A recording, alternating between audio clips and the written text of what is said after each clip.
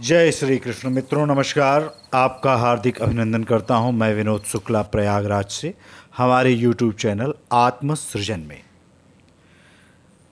आइए श्रीमद् भगवद गीता के 12वें अध्याय का हिंदी में पाठ श्रवण करते हैं। ओम श्री परमात्मने नमः। 12वां अध्याय।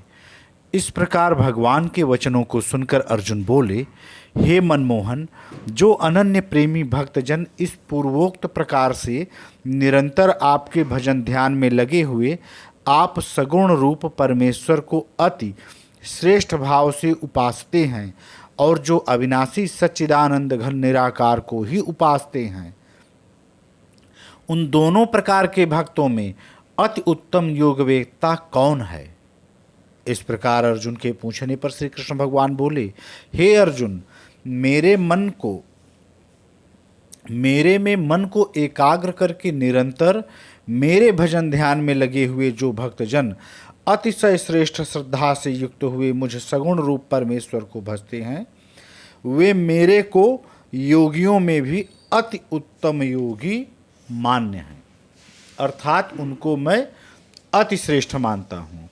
और जो पुरुष इंद्रियों के समुदाय को अच्छी प्रकार वश में करके मन बुद्धि से परे सर्वव्यापी अकथनीय स्वरूप और सदा एक रस रहने वाले नित्य अचल निराकार अविनाशी सच्चिदानंद घन ब्रह्म को निरंतर एक ही भाव से ध्यान करते हुए उपासते हैं, वे संपूर्ण भूतों के हित में रत हुए और सब में समान भाव वाले योगी भी मेरे को ही प्राप्त होते हैं। किंतु उन सच्चिदानंद घन निराकार ब्रह्म में आसक्त होते हुए चित्त वाले पुरुषों के साधन में क्लेश अर्थात परिश्रम विशेष है, क्योंकि देहाभिमानियों से अव्यक्त विषयक गति दुख पूर्वक प्राप्त की जाती है। अर्थात जब तक शरीर में अभिमान रहता है तब तक शुद्ध सच्चिदानंद घन निराकार ब्रह्म में स्थिति होनी कठिन है। और जो मेरे परायण हुए भक्तजन संपूर्ण कर्मों को मेरे में अर्पण करके मुझ सगुण रूप परमेश्वर को ही तैल धारा के सदृश अनन्य ध्यान योग से निरंतर चिंतन करते हुए भजते हैं, हे अर्जुन, उन मेरे में चित्त को लगाने वाले प्रेमी भक्तों का मैं शीघ्र ही मृत्यु रूप संसार समुद्र से उद्धार करने वाला होता हूँ। इसलिए हे अर्जुन, तू मेरे में मन को लगा और मेरे में ही बुद्धि को लगा। इसके उपरांत तू मेरे में ही निवास करेगा, अर्थात मेरे को ही प्राप्त होगा।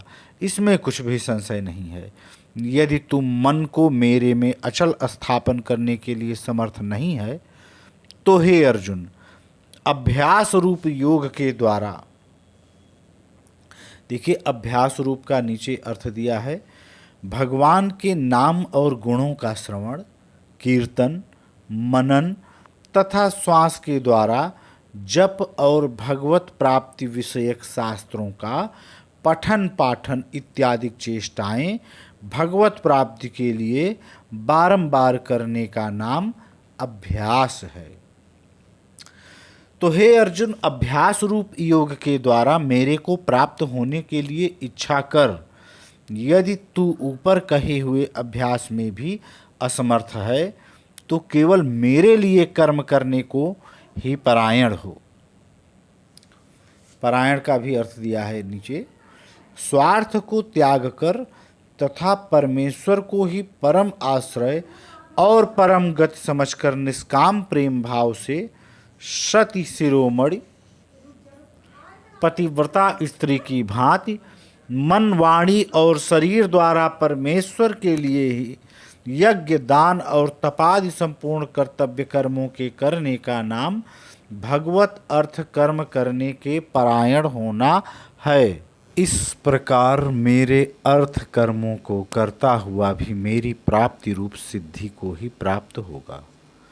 और यदि इसको भी करने के लिए असमर्थ है तो जीते हुए मन वाला और मेरी प्राप्ति रूप योग के शरण हुआ सब कर्मों के फल का मेरे लिए त्याग कर। त्याग का यहाँ अर्थ दिया है कि गीता अध्याय के 9वें श्लोक के 27 में इसका विस्तार दे सकते हैं, तो 9वें अध्याय के देखना पड़ेगा इसके लिए, त्याग का जहाँ विशेष व्याख्यान है। तो प्राप्ति रूप योग के शरण हुआ, सब कर्मों के फल का मेरे लिए त्याग कर, क्योंकि मर्म को न जानकर किए हुए अभ्यास से परोक्ष ज्ञान श्रेष्ठ है। परोक्ष ज्ञान से मुझ परमेश्वर के स्वरूप का ध्यान श्रेष्ठ है, तथा ध्यान से भी सब कर्मों के फल का मेरे लिए त्याग करना श्रेष्ठ है, और त्याग से तत्काल ही परम शांति होती है।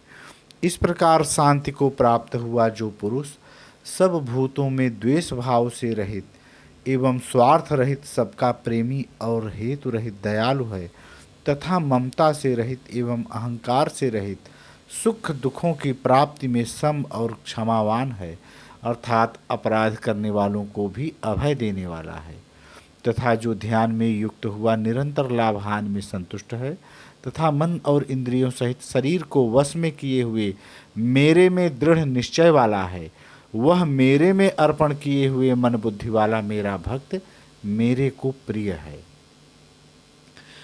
जिससे कोई भी जीव उद्वेग को प्राप्त नहीं होता है, और जो स्वयं भी किसी जीव से उद्वेग को प्राप्त नहीं होता है, तथा जो हर्ष अमर्ष, अमर्ष का अर्थ है दूसरे की उन्नति को देखकर संताप होने को अमर्ष कहा जाता है।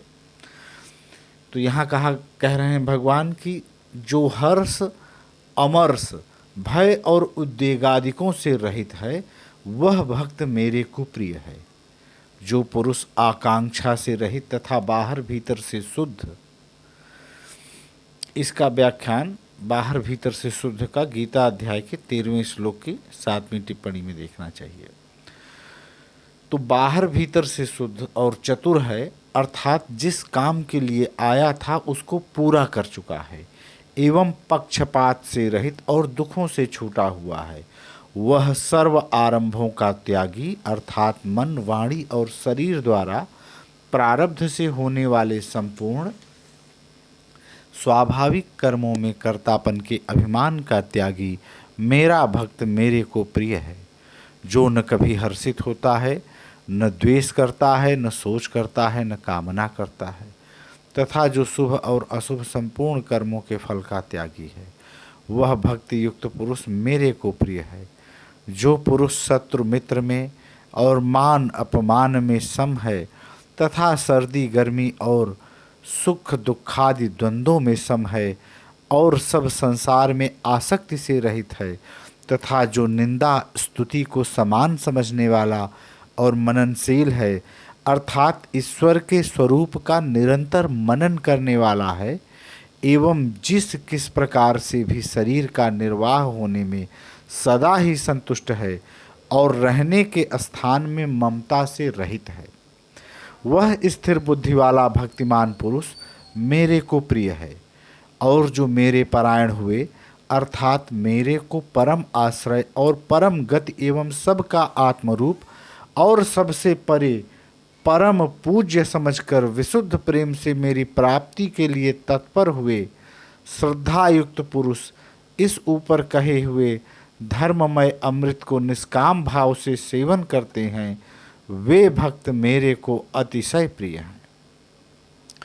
इति श्रीमद्भगवद्गीता रूपी उपनिषद एवं ब्रह्म विद्या तथा योग शास्त्र विषयक श्री कृष्ण और अर्जुन के संवाद में भक्ति योग नामक 12वां अध्याय। वेद शास्त्र महात्मा और गुरुजनों तथा परमेश्वर के वचनों में प्रत्यक्ष के सदृश विश्वास का नाम श्रद्धा है। जय श्री कृष्ण। कृष्णं वंदे जगद्गुरुम्।